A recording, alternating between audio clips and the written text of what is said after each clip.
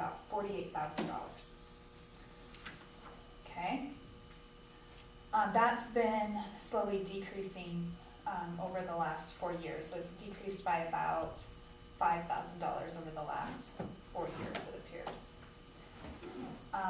Then when I look at the two major expenses that I have in my budget, which are the MSU agreement for part of my salary, and then my salary for my administrative assistant. The agreement that you signed last week, thank you for doing that, by the way, for MSU was $31,000. And that has increased by $6,000 since the last year.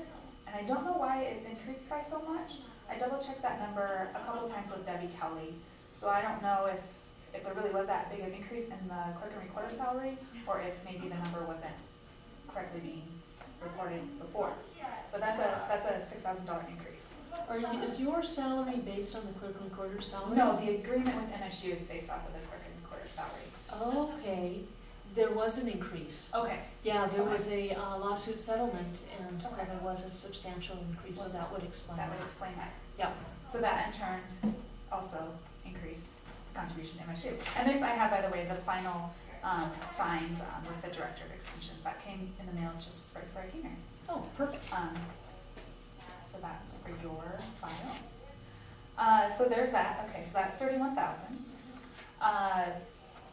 The math that I did, so right now, Debbie is at 32 hours a week. Her hourly wage is just over $14. She has lots of experience, so I don't imagine finding, I probably wouldn't hire someone with the exact same pay rate now. So in my preliminary, just doing figures, I estimated 32 hours at $12 an hour. I would estimate probably 12 to 14 would be depending on experience. So that's about $20,000. So if you do the math there's $51,000, and my projected tax revenue is 48. So it's not lining up well. And that doesn't include anything else. And so even though it got approved this year to go full-time, which my estimates for a full-time position would be about $25,000, I'm really concerned because I don't want to hire someone and then next year budget cycle say, well, sorry, I have to lay you off, or I have to cut back your hours. So I'm just here looking for a little guidance or input. Is there any other opportunity to get more funding? Is there anything else that I can do, other places I can look? I really do believe, and I've talked to Debbie quite a bit about it, that there is enough work to do for a full-time administrative assistant. Since I got hired, we've added new things to Debbie's plate, including we have a new website, some additional 4-H things that had just kind of been let go that we need to start taking care of again, just things like that. And so I really do see a need of that. So any thoughts? Are there grants out there? It depends. Most of the grants are like specific to like one project. And so sometimes in those you can write in maybe a salary or whatnot. But again, those would be for a specific project. But there's various 4-H grants, there's, egg research type grants and whatnot. But then obviously that wouldn't be a long-term guarantee either. But it is certainly, it would be an option. Bake sales? Bake sales, yeah. Because if I am going to have to live within that $48,000 range for the long term, I think it's better that I know that now, because really I shouldn't even be hiring at 32 hours a week if that's the case. Looking at something more like 20 hours probably to still be able to have other things in my budget to be able to operate an office effectively.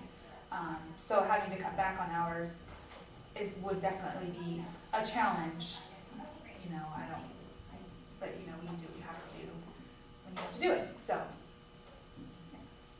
There's a couple of things with the budget that you don't know because you're new, that we Yes. do know because we're not old. But Careful how you thank say you. I said we're not. Whoa. We got hit 2 years in a row with what's called the Heidecker decision. okay. That was a Supreme Court decision that in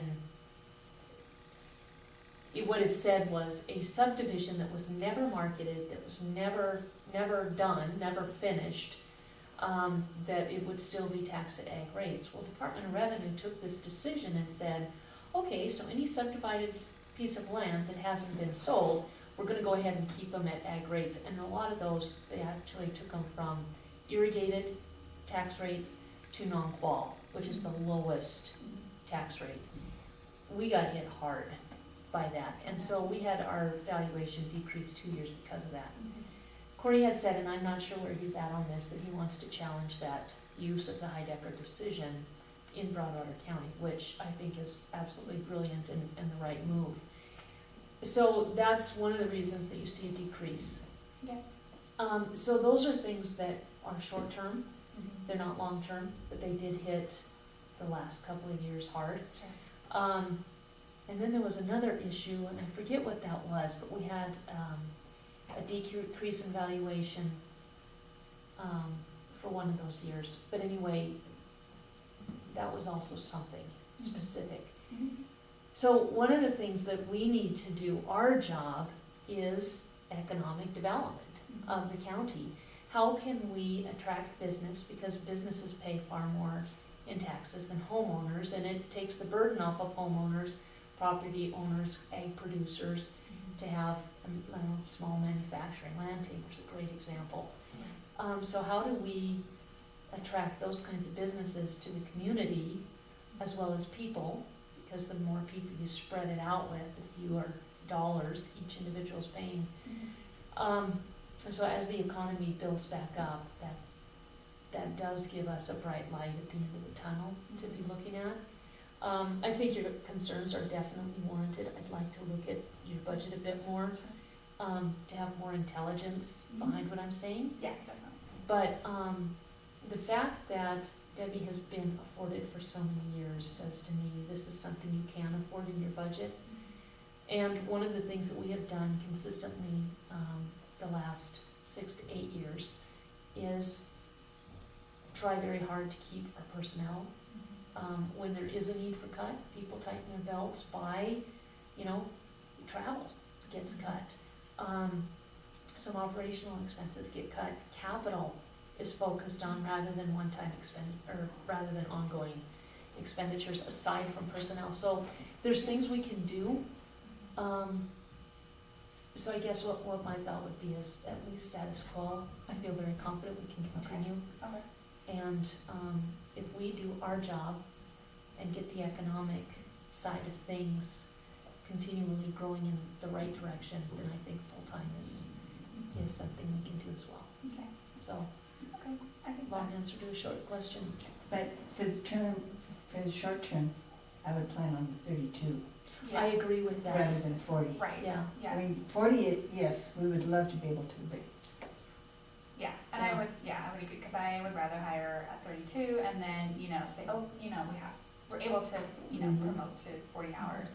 And the other thing, and Scott's, as you see here, we had a conversation this morning too about, the long-term plan with the building and, keeping that staffed as well, as maybe there would be opportunity to share some funding for an administrative assistant or whatnot, whether it's for an extension or even mosquito, which may be an appropriate blend as well. So, there may be some opportunity there once we kind of get settled with that plan.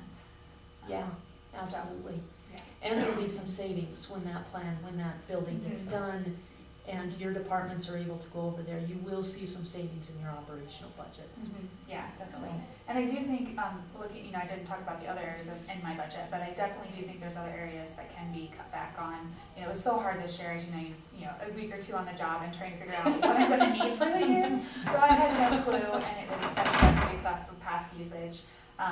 So I do think there's, next year I'll have a much better idea of what I need to really function effectively, and I do think there's areas that we can probably cut back on, because I do think having that personnel in the office is really important.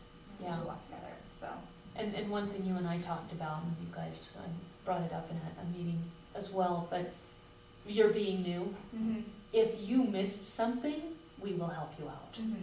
We're not gonna leave you high and dry. We're not gonna get you into a position where you do hire somebody that currently is affordable, and because something was missed, tell you you gotta fire them. Yeah. We're not gonna do that, we'll help you out. Yeah, so, okay, well, that definitely answers my question, and so, I'll just kind of plan on, keeping status quo right now with 32 hours, and we'll just kind of see how things go, and, my plan is, I really pretty much have the position description. This was kind of the meeting I was kind of waiting to put in there, what will be expected with the time-wise. My understanding from talking with Debbie Kelly is that Michelle needs to look it over, and then once it's approved, then it can go out to be advertised. And then my goal, what we talked about was advertising for 2 to 3 weeks, and then reviewing applications and doing interviews with hopefully, Debbie's last day is the 30th of November. It'd be nice to have someone who could start December 1st, or even if there's an opportunity to train for a day or 2 with Debbie, so. That sounds like a great idea. Michelle will be there this afternoon. Oh, she will, oh, fantastic. Oh, in person? Well- It's a phone conference. Yeah. Okay, yeah, that'd be, she'd have time while she's here, but that'd be fantastic, so look it over. She did tell me that I needed a committee of 3 to review the applications and interview. So I was gonna throw out there, if you have any interest, anyone of you have interest in being on that committee, I thought I might try to find someone from 4-H. Given that they will work very closely with the 4-H program. But if any one of you is interested in being a part of that committee to hire a new person, let me know. All right. So I'm gonna find someone else. So that was it, I think, for that. How much more time do I have? Or am I You're out of okay. time? Okay, all right, so I have a couple more things I wanted to talk about, if I had time.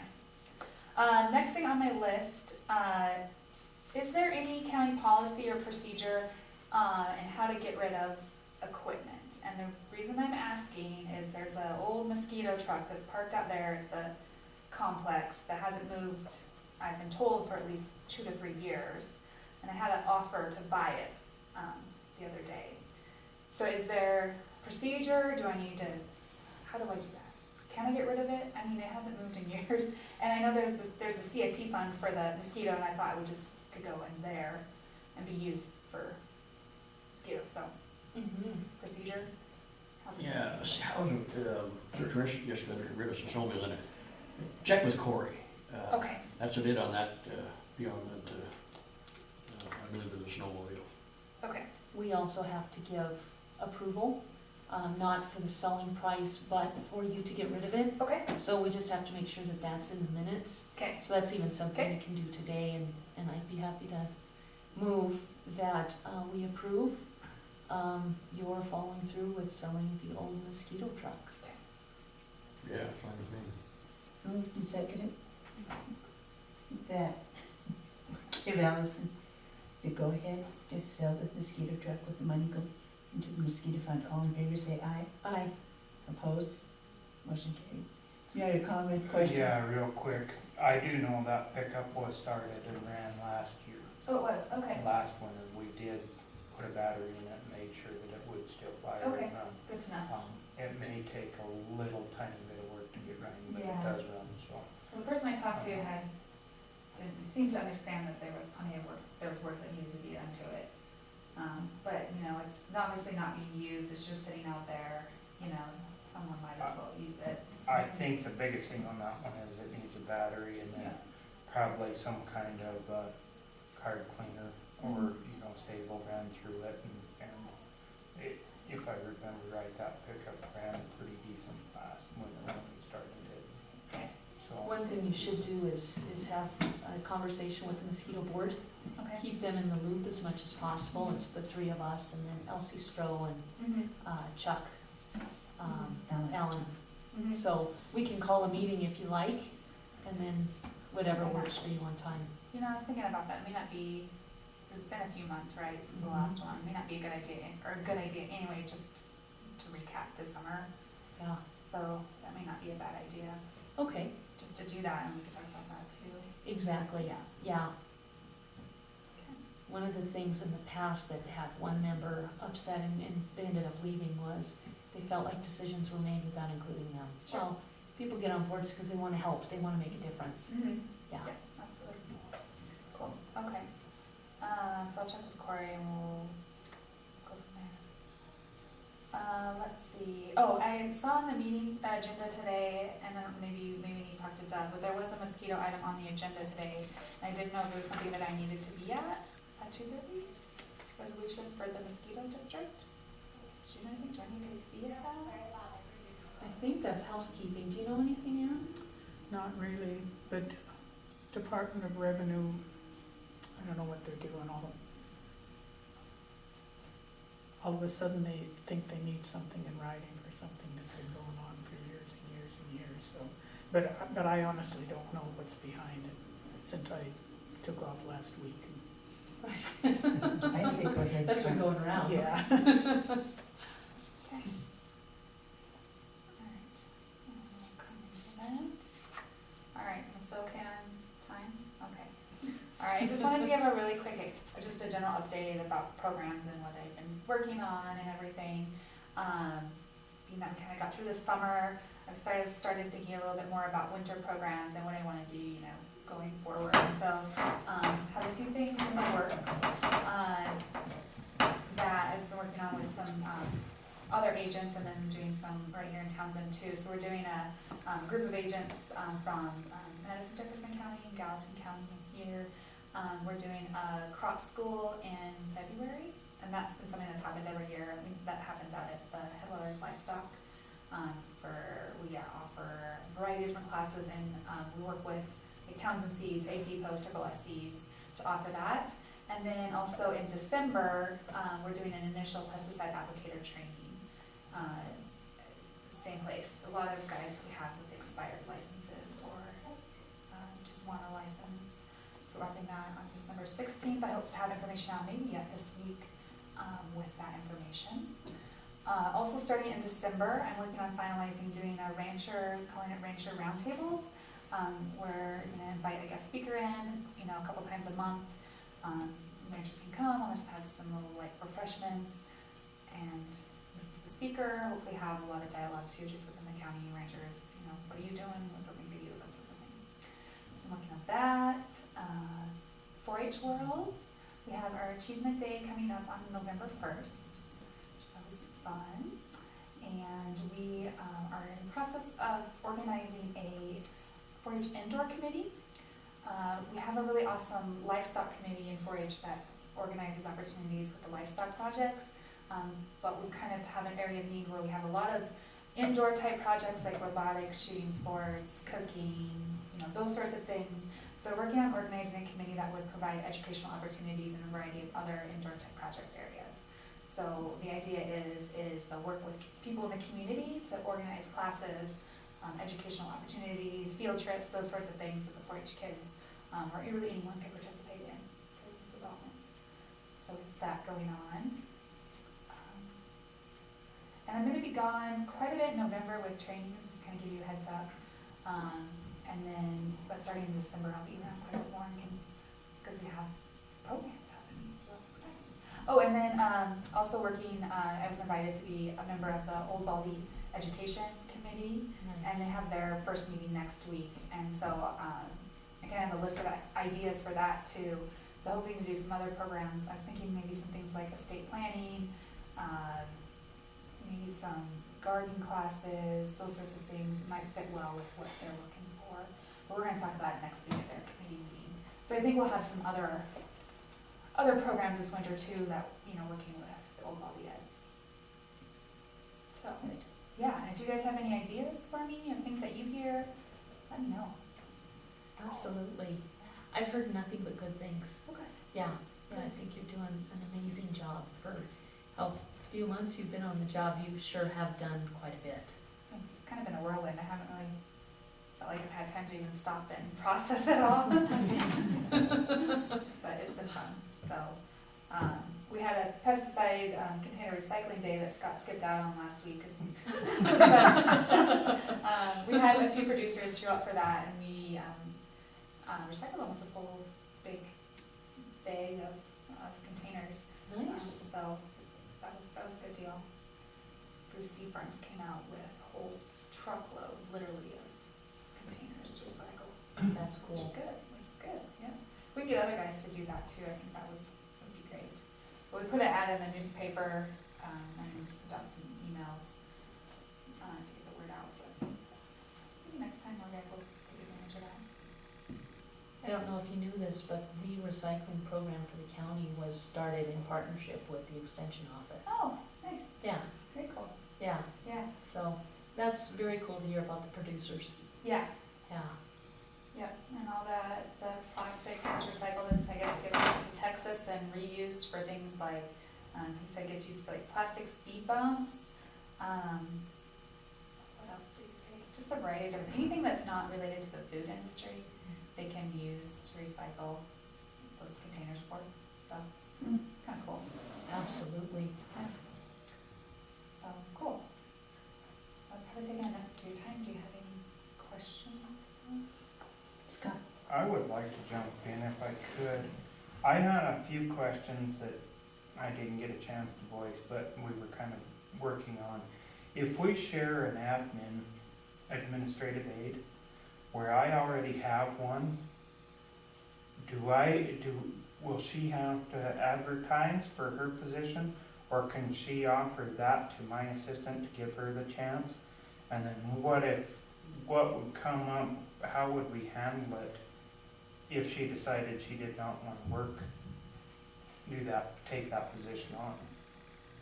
Something to kind of think about, what we may need to talk about as far as sharing an admin. I don't know, any thoughts or suggestions or on that? The ifs, I guess you could say. It's And been how to- done before, so we have a process that we can just follow. Debbie was split between sanitation and extension for many years. I think a new job description, so it's clear to the employee, what their responsibilities are.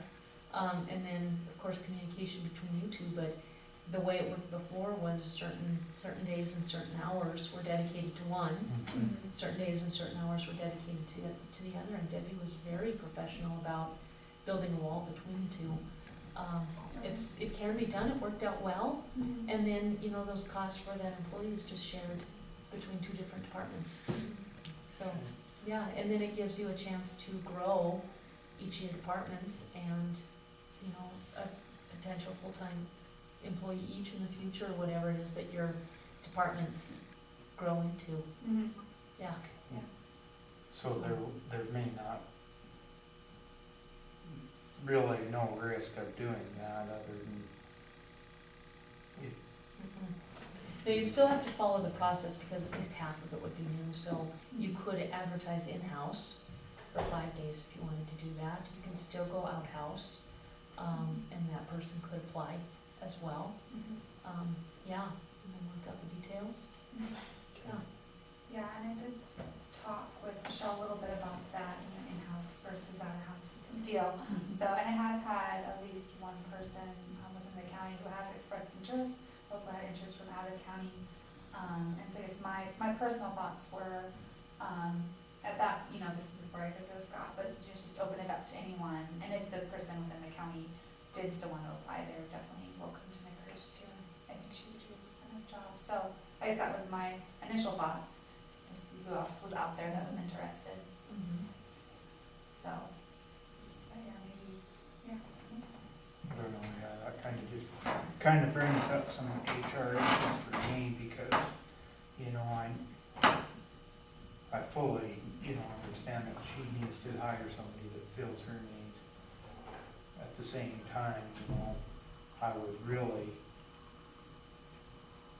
respect the idea of us combining that assistant. I think that administrative assistant would work well. So together, it's kind of one of them thoughts where if she goes with somebody else, looking down the road, I don't want to have them issues of, counterproductive, saying, hey, yeah, I'm going to pay for an admin. At the same time, I got to go with this person over here too, and she's got to go over here. So that's kind of where I'm thinking,